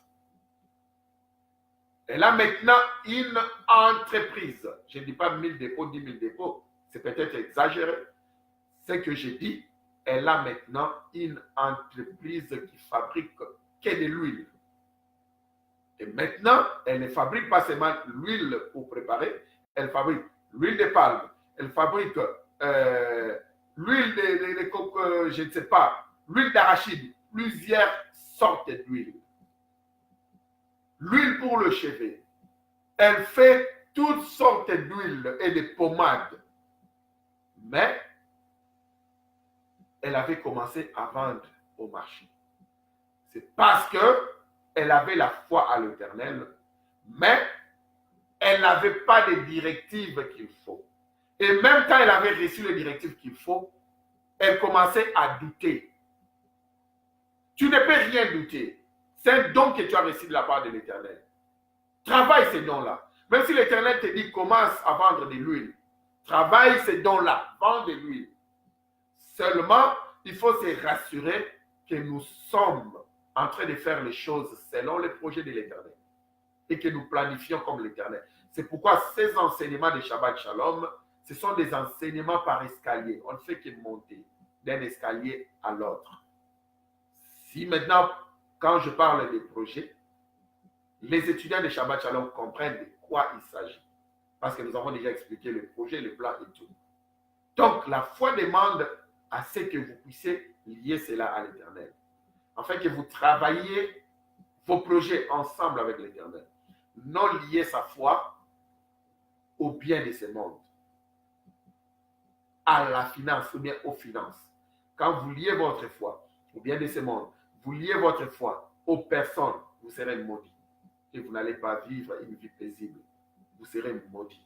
Il y a des gens qui se disent que comme mon oncle est devenu Premier ministre, c'est fini, c'est que j'aurai une vie aisée. Mais vous serez surpris de commencer à vivre une vie plus difficile que quand votre oncle n'était pas encore Premier ministre. C'est parce que vous voulez maintenant mettre votre foi en votre oncle. Et quand vous voulez mettre votre foi en votre oncle, vous serez maudit. Maudit soit l'homme qui se confie dans l'homme. Ne confions pas notre foi au bien de ce monde, aux hommes de ce monde. Mais confions notre foi. Lions notre foi à l'Éternel. Et ceux-là qui manquent la foi comme don de l'Éternel, c'est noble. C'est un don qui est noble. Vous pouvez en demander à l'Éternel. Et ceux-là qui pensent avoir la foi comme don de l'Éternel, vous pouvez demander l'ajout, que l'Éternel augmente votre foi. Ne regardons plus comme tout le monde. Même quand ça ne marche pas chez les autres, chez vous, ça va marcher. Parce que vous n'êtes pas comme tout le monde. La foi qu'on a enseignée aujourd'hui, ça n'a rien à voir avec la foi vient de ce qu'on entend ou ce qu'on écoute. Non, c'est une foi matana, un don qu'on reçoit de la part de l'Éternel. Et si nous avons ces dons-là, nous allons déplacer des montagnes qui sont des difficultés terribles. Moi, j'aime pas trop parler de moi, mais il y a des fois, je fais des choses qui sortent comme une folie. Je vais vous donner un petit témoignage. Je n'ai jamais donné ça à l'intégrité. Et nous allons clôturer avec ce témoignage. Juste pour donner un exemple puissant de Matana, une foi comme don. J'étais dans un pays en Europe, plusieurs années. Il y a cela plusieurs années. Après, ils m'ont refoulé en Afrique, chez moi. Et je cherchais mon chemin retour en Europe. Dans ces pays-là où j'ai été refoulé. Ça n'avait pas marché. J'ai commencé à aller d'un consulat à l'autre. Les consulats du pays européen, des pays européens. Mon visa avait plus de cachets. Et ces cachets-là n'étaient pas, mon passeport avait beaucoup de cachets. Ces cachets-là n'étaient pas des visas. C'était des cachets de refus. Jusqu'à tel point, je m'étais dit, ça ne vaut même plus la peine d'aller demander un visa quelconque de l'Europe parce qu'ils vont encore me refuser le visa. Alors, une fois, j'ai prêché sur Jean chapitre 5, le miracle sec, où on voit le paralytique de 38 ans sur la piscine de Bethesda, qui, la loi demandait à ce qu'à tout moment, quand l'ange venait secouer l'eau d'une manière périodique, la première personne qui s'y jetait dans l'eau recevait sa guérison. Donc, la guérison avait une condition, il fallait être mouillé pour être guéri. Mais cependant, ce monsieur-là, de Bethesda, il avait reçu une guérison hors la condition. Une guérison comme mon frère, le prophète Élie, a l'habitude de prêcher, un miracle sec. C'était un miracle sec. Il n'était pas mouillé. Alors, quand je prêchais ce message-là,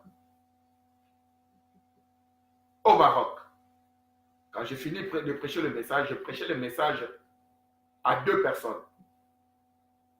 Oui. Donc, on avait commencé une petite église de la maison. Et j'avais 2 étudiants à l'église en question. C'était aussi une école biblique. J'ai commencé avec ces 2 étudiants. Alors, quand seulement j'ai fini de prêcher sur le miracle sec, je me suis dit moi-même, écoute, mon passeport congolais, pour aller en Europe, ce passeport ici a besoin d'être mouillé pour aller en Europe. Ça signifie la condition demande, c'est que pour un passeport congolais, il faudrait au préalable avoir un visa. Partir à l'ambassade ou au consulat, on te donne le visa européen pour voyager en Europe. Mais j'ai regardé mon passeport. J'ai dit, passeport, tu sais quoi? Nous venons de prêcher sur le miracle sec. Toi, tu resteras sec, mais tu vas voyager pour l'Europe. C'est du vécu. Je vous dis, c'est du vécu. J'ai dit à mon passeport, tu voyageras sec. Il y aura un miracle sec qui va se passer. Sans visa, parce que là où je pars pour demander le visa, on me refuse. D'abord, on me demande la carte de résidence. Dans la plupart d'ambassades, on me demande la carte de résidence. Je n'avais pas la carte de résidence marocaine. Déjà, c'est un problème. Et puis, on me demande la subsistance. Il faudrait apporter un relevé bancaire costaud. Je n'avais même pas de compte bancaire. C'est comme je n'avais pas la carte de résidence, donc je ne pouvais pas avoir un compte bancaire au Maroc. Je n'avais pas de compte bancaire. Alors, mettez-vous maintenant à ma place. Mais cependant, avec le don de la foi, je me suis dit, je vais essayer comme ça. J'ai essayé, ça n'a pas marché. Mais ai-je abandonné? Je n'ai pas abandonné. Quand j'ai prêché sur le miracle sec, je me suis dit que mon passeport à sec va voyager. Sans visa, moi je vais voyager. J'ai dit à mes 2 étudiants, j'ai dit à un étudiant, parce que l'autre là n'était pas là. J'ai dit à un étudiant, je lui ai dit, tu sais quoi? Je voyage ce vendredi. Ce vendredi, je voyage parce que je vous ai prêché le message par rapport au miracle sec. Moi, je vais voyager ce vendredi. Et j'irai où? J'irai en Grande-Bretagne, à Londres. Parce que j'avais déjà reçu une prophétie de ce que l'Éternel m'avait envoyé en Grande-Bretagne parce que j'avais une mission ici en Grande-Bretagne. Et il m'avait déjà dit clairement. C'est pendant que moi-même, je n'aimais pas la Grande-Bretagne parce qu'il me disait que c'est un vieux pays où je vois les militaires monter à cheval, tout ça. Je me disais que c'est un pays de film. Je n'aimais pas ça. Alors, je les ai regardés comme ça, j'ai dit, comme j'ai essayé tous les visas Schengen, ça n'a pas marché, et que la Grande-Bretagne n'est pas en Schengen, avec mon passeport sans visa, c'est vendredi, je voyage pour la Grande-Bretagne. Alors, le prophète qui était mon fils m'a dit, pasteur, j'ai compris que de la manière dont nous galérons ici au Maroc, vous commencez à devenir fou. Alors, on empêche. J'ai un ami qui est médecin, il me traite gratuitement. Nous pouvons aller, il va te traiter s'il te plaît. Moi, je lui ai dit, non, moi, je ne suis pas fou. Je te dis que c'est vendredi, je vais voyager. Au moment où je suis en train de parler, nous sommes en train de galérer. On n'a même pas à manger ce jour-là. Et voilà, je vais couper court l'histoire. C'est un témoignage, un petit témoignage, juste pour lier cela à ce message, parce que je n'ai pas l'habitude de donner des témoignages. Et voilà, un jour après, j'ai reçu une somme d'argent. Alors quand je suis venu maintenant chez mon fils, le prophète, pour que nous puissions faire les achats, il s'est dit, oh, pasteur, ça signifie que vous voyagez vraiment. J'ai dit, non, c'est juste une petite somme d'argent. Et c'était une petite somme d'argent qui ne pouvait même pas m'aider pour le voyage. Il me dit, tu es sûr que tu vas voyager ce vendredi? J'ai dit, oui, je suis sûr que je vais voyager. Et l'autre fils, il n'était pas avec nous. Quand il est venu à la maison le même jour, avant de commencer les études bibliques, Il nous dira, nous étions là, il dira, ah, pasteur, tu sais que j'ai la joie et puis je pleure au même moment. J'ai la joie parce que tu es en train de voyager, c'est vendredi. Mais je suis en train de pleurer parce que nous allons manquer un enseignant comme toi. Alors moi, la foi a encore boosté davantage. Je disais à l'autre, je vais voyager ce vendredi. Et le deuxième étudiant n'était pas là quand je parlais avec l'autre. Mais le deuxième étudiant est venu, il me dit que pasteur, tu vas voyager ce vendredi, ça sera la joie et ça sera le pleurs. De l'autre côté. Je ne sais pas si je me fais comprendre. Alors, ça fait de sorte que ma foi qui est un don est devenue encore ferme. Mais je n'ai pas d'argent pour voyager. Le peu d'argent qu'on m'avait donné, nous étions allés au marché, nous avons fait les achats et tout. Juste pour survivre, parce qu'on galérait tellement. Pour couper l'histoire, je suis allé à British Airways. J'arrive comme ça, je dis, je suis venu faire une réservation de billets. Casablanca, Londres. La dame me dit, pour faire la réservation, nous avons besoin de ton passeport. J'ai dit, madame, vous n'avez pas besoin de mon passeport pour faire ma réservation. Elle dit, mais oui, parce que vous avez besoin d'un visa pour voyager. J'ai dit, madame, je ne suis pas un fou. Je ne peux pas voyager si je n'ai pas de visa. J'ai déjà le visa. Vous n'êtes pas un membre de l'immigration. Je vais faire ma réservation. Je vais vous donner mon numéro de passeport. C'est tout ce dont vous avez besoin. Vous n'avez pas besoin de mon numéro de visa pour faire ma réservation. Ne soyez pas raciste, madame. Alors, donnez votre numéro de passeport. Je lui ai donné le numéro de passeport. Elle a fait une réservation. Et la réservation en question devait s'expirer d'ici 72 heures. 72 heures pour les Belges. Donc, les 72 heures-là dont nous parlons, c'était maintenant les jeudis. Peut-être, j'ai oublié les dates et tout ça, mais l'histoire reste impeccable. Ce que je vous dis, c'est du vécu. Jusqu'au jour, au dernier jour, donc le jeudi, je n'avais absolument rien. On a déjà fini de faire les achats et tout. Et voilà, j'étais en train de les enseigner. Pendant que je les enseignais, mon téléphone a sonné. Je me suis dit, non, je ne vais pas prendre cet appel parce que c'est un dérangement, je suis en train d'enseigner. Le téléphone a encore sonné. Mes enfants ont dit, mes deux fils ont dit, pasteur, ne t'en fais pas. Peut-être l'appel en question, c'est une urgence. Prends ton téléphone. J'ai dit, Éternel, pardonne. J'ai pris le téléphone. Allô? Alors, le monsieur dont je connais bien, qui me fait les transferts, il me dit, tu as de quoi noter? J'ai dit, oui. Il faut noter, j'ai noté. Alors, il me dit, le montant à retirer, 2500 $ américains. À l'époque, c'était beaucoup d'argent. Là, nous parlons maintenant de 19 ans. Oui, 19 ans passés. C'était beaucoup d'argent, 2500 $. Et j'ai écrit.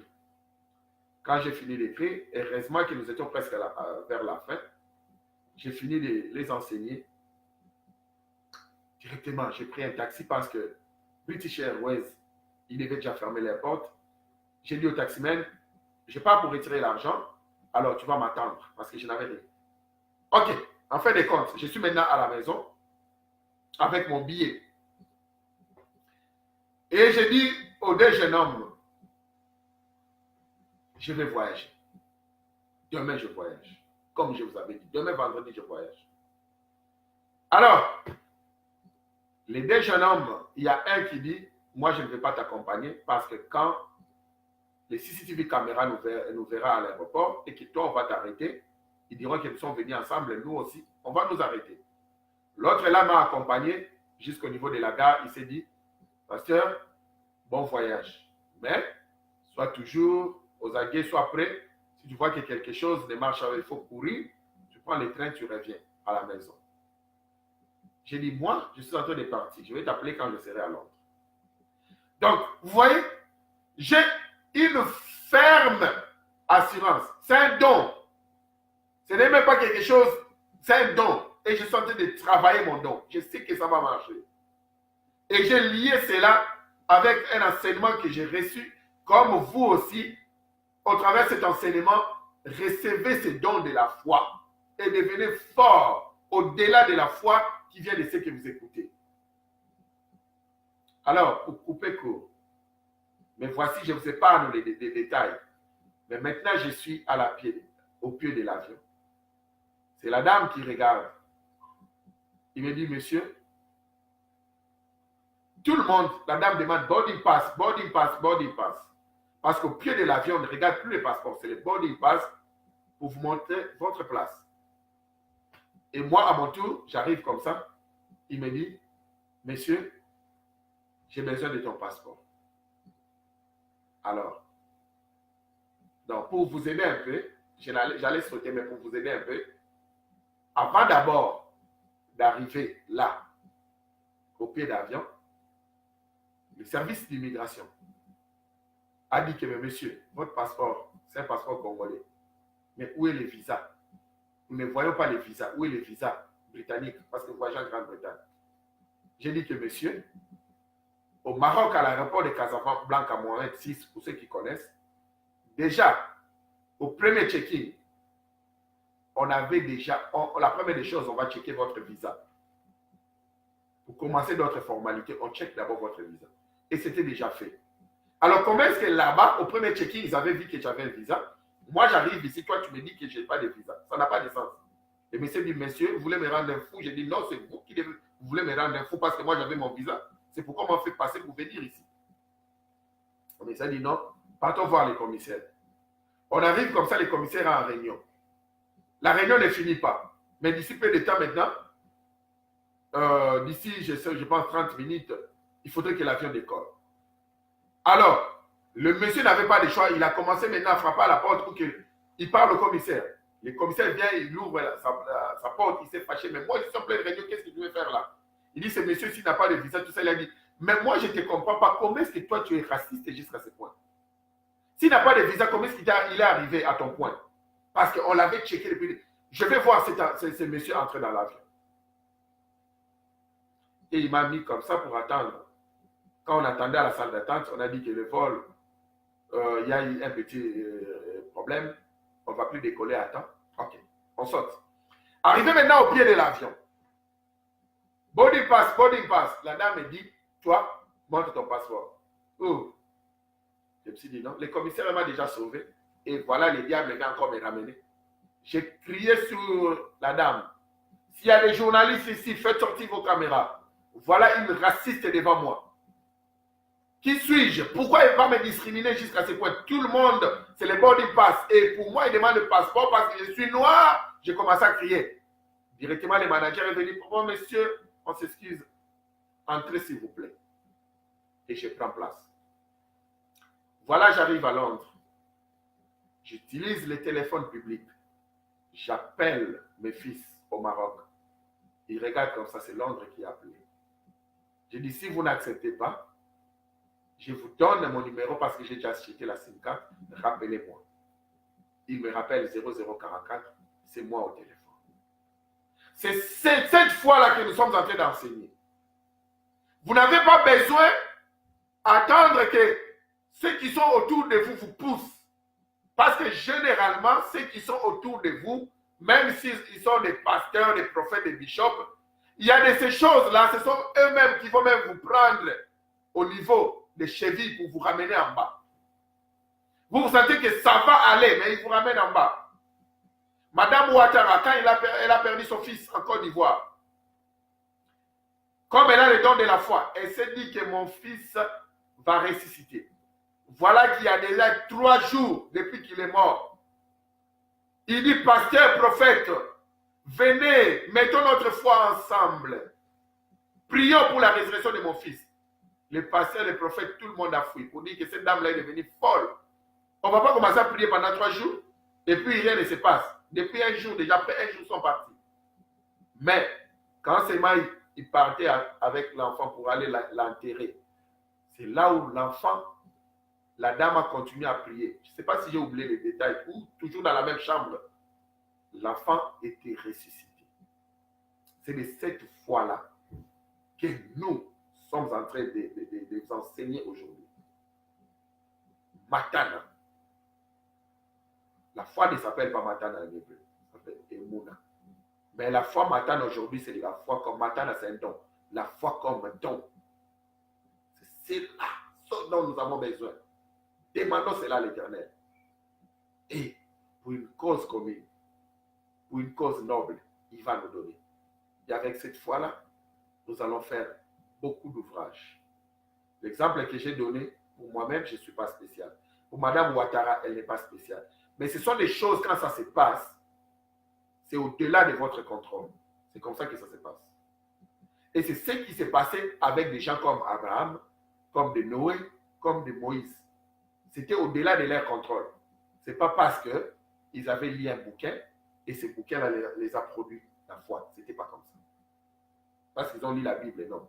Et je dis, abandonnons la Bible et demandons seulement la foi comme don. Non. Nous avons besoin de ces deux genres de foi. La foi au travers de la méditation, la prière et au travers des épreuves que nous sommes en train d'en dire.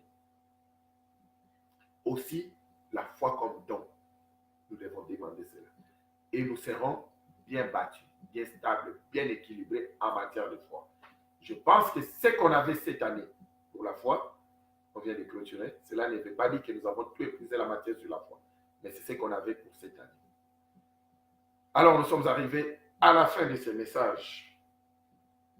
Merci beaucoup pour votre patience. Que l'Éternel vous bénisse davantage. Maintenant, nous vous demandons une offrande. L'offrande en question, c'est celle de partager cette vidéo. Partagez cette vidéo en cascade.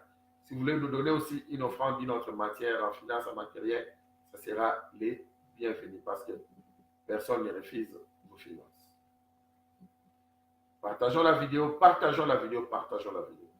Nous allons faire une prière ensemble avec vous, afin de demander pardon à l'Éternel, parce que nous avons raté à beaucoup de reprises. On a cru avoir la foi à l'Éternel, on avait la foi aux hommes, on avait la foi aux biens, on avait la foi aux finances, on avait la foi au travail, parce qu'on a nos diplômes, mais ça n'avait pas marché. Donc on commence à en vouloir à l'Éternel. Nous allons demander pardon à l'Éternel et demander pardon à nous-mêmes. Nous allons demander maintenant à l'Éternel d'augmenter notre foi, comme les disciples ont prié. Et ceux qui ne connaissent pas encore la foi de Christ, Christ est le don gratuit de Yahvé, qu'ils puissent accepter cette foi, qu'ils puissent accepter Christ, Yeshua HaMashiach, comme leur Seigneur et leur Sauveur personnel. Et ils auront aussi la foi, et qu'ils puissent marcher selon la foi. Prions. Adonai, le Tout-Puissant Créateur de l'univers. Père, nous te bénissons pour ces mots. Grande est ma joie pour être utilisé comme canal pour libérer ces messages. Papa, nous venons avec ton peuple auprès de toi pour te demander pardon. Nous avons raté les cibles à plusieurs reprises. On a cru que c'était la foi. Mais tu nous as dit homme de peu de foi.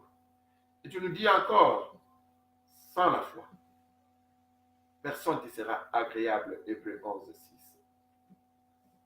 Et tu nous dis encore, la foi, c'est croire sans voir. Tu nous dis encore, la foi, c'est une démonstration des choses qu'on connaît. Papa, nous te demandons pardon parce que nous avons complètement raté la cible. Maintenant que tu viens de nous enseigner, accepte-nous tels que nous sommes. Et aide-nous, Seigneur Père éternel de gloire. Pour ceux qui ne te connaissent pas, Yeshua Mashiach, qu'ils te connaissent et que tu pardonnes leurs fautes, que tu leur donnes ton Esprit Saint, l'Esprit du Saint, Seigneur, afin qu'ils marchent avec toi. Pour nous autres aussi, nous te demandons d'augmenter notre foi. Pour ceux qui n'ont pas les dons de foi, Seigneur, et qui ont suivi ce message, donne-leur donner ces dons-là, la foi comme don. Et pour ceux qui ont les dons de la foi, donne augmenter davantage ces dons pour le bien-être de ton Église. Dans le précieux nom de ton Fils, Yeshua HaMashiach, nous avons ainsi prié. Disons Amen. Amen. Amen. Nous sommes à la fin de notre message. Si vous voulez nous envoyer, si vous avez des questions à poser, envoyez-nous par inbox ou appelez-nous au 0044 73 93 94 80 78. C'est au travers de cette note que nous allons vous dire au revoir. Shabbat Shalom. Shabbat Shalom. Shabbat, Shabbat, Shabbat, Shabbat, Shalom. Nous vous souhaitons le bien-être total ce samedi et commencer une belle semaine avec l'Éternel. Plein succès avec Yeshua Mashiach. Nous vous bénissons. Shabbat Shalom. Au revoir. Au revoir. Au revoir. Nous vous aimons.